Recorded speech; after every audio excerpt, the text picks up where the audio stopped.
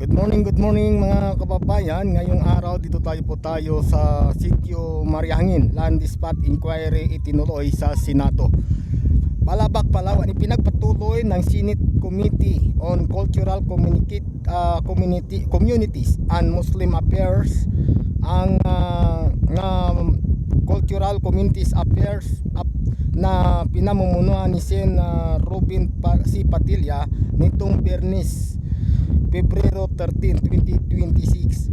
Ang legislative inquiry kaugnay ng mga kaso ng evacuation at demolition na inihahin laban sa mga residente ng Sitio Mariahangin sa Balabac, Palawan.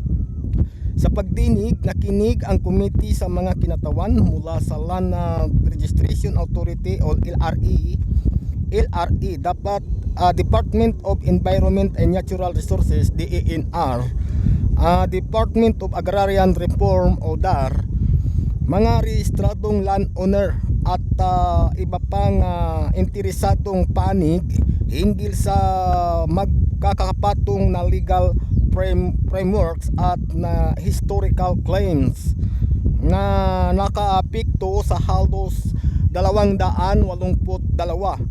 na residente ng Sitio Mariahangin.